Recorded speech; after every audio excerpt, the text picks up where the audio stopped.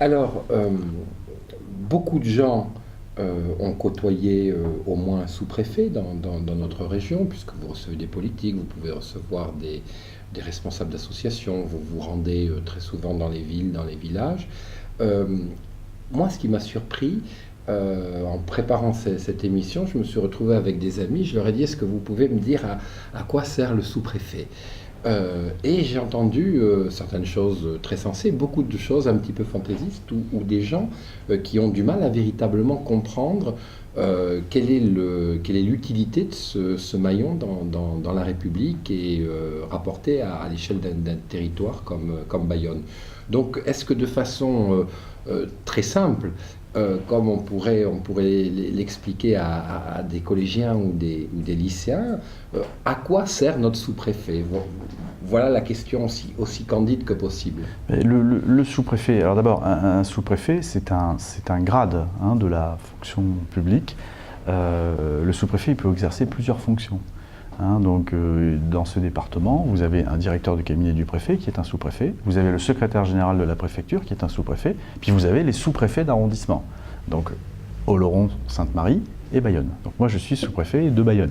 Donc, à ce titre, je représente le préfet des Pyrénées-Atlantiques dans l'arrondissement de Bayonne, le préfet qui lui représente donc le gouvernement sur les territoires. Et donc moi, à travers la représentation du préfet dans l'arrondissement, je représente l'ensemble des services de l'État et l'ensemble du gouvernement dans l'arrondissement. Donc à ce titre, je suis chargé de coordonner, sous l'autorité du préfet des Pyrénées-Atlantiques, puisque on est en contact quotidien mais permanent, plusieurs fois par jour. Donc sous son autorité, je suis chargé de coordonner l'ensemble de l'activité des services de l'État, donc dans tous les domaines. Que ce soit la direction des territoires et de la mer, que ce soit donc les directions en charge de l'action sociale, les directions en charge de l'emploi. Donc on coordonne l'ensemble des politiques de l'État au quotidien. Et les pas forces seulement de sécurité. Effectivement, donc tout ce qui touche à l'ordre public, donc les forces de police, les forces de gendarmerie, les pompiers donc sur la partie sécurité civile. Voilà, on a un rôle de coordination. Et puis, nous sommes quand même, les sous-préfets d'arrondissement, les interlocuteurs privilégiés des acteurs locaux. Les élus locaux, au travers du contrôle de légalité et du contrôle budgétaire, c'est-à-dire on vérifie la validité juridique des actes pris par les collectivités locales, mais nous sommes aussi les interlocuteurs, leurs interlocuteurs, on les conseille, on les aide à monter des projets de développement local, et puis les interlocuteurs des acteurs économiques, sociaux, qui nous sollicitent très régulièrement pour monter des projets, pour impulser des politiques, pour mettre en œuvre des politiques. Puis le troisième volet de notre action, c'est bien évidemment l'explication des politiques publiques sur le terrain, notamment de la politique du gouvernement que l'on met en œuvre. Donc on l'explique et on s'assure des bonnes conditions de son application. Et puis le sous-préfet d'arrondissement est aussi chargé, et ça ici c'était très, très sensible et c'est très important, de la mise en œuvre de l'ensemble des polices administratives. Toute la réglementation sur les débits de boissons. Donc on s'assure que les maires prennent les bonnes mesures et on peut parfois se substituer à eux pour prendre un certain nombre de mesures. On assure également la police des installations classées pour la protection de l'environnement. Donc tout ce qui touche aux autorisations des industries qui peuvent avoir des effets sur l'environnement. Voilà, on a toute l'animation de cette politique. Je pourrais parler aussi du Natura 2000. Voilà, donc on a de quoi s'occuper très largement. Alors pour comprendre encore mieux comment ça marche, quelle est la journée type du sous-préfet de Bayonne quand on n'est pas confronté à une crise spéciale?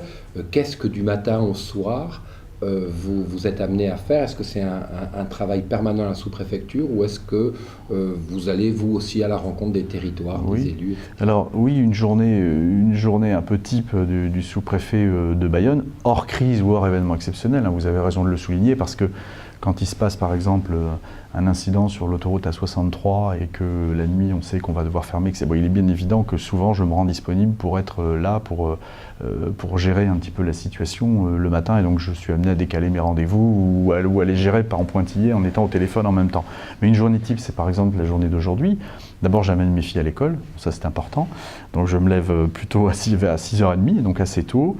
Je les mène à l'école à 7h30, et à 8h généralement, enfin collège et lycée d'ailleurs, à 8h je suis à mon bureau. Donc je commence par lire la presse, par me regarder un petit peu les mails qui sont arrivés dans la nuit, ce qui s'est passé dans la nuit en termes d'ordre public. Ce matin par exemple, j'avais de 9 à 10h une réunion pour commencer à réfléchir avec les fonctionnaires de la direction départementale des territoires et de la mer au schéma de la future intercommunalité. Donc on a commencé à travailler, on a eu une séance de travail d'1 heure. Dans la foulée, j'ai animé une réunion sur la police des installations classées pour passer en revue avec un certain nombre de représentants des communes et un membre en l'occurrence le responsable de l'ADREAL des Pyrénées-Atlantiques. On a eu une réunion de travail sur les établissements sensibles.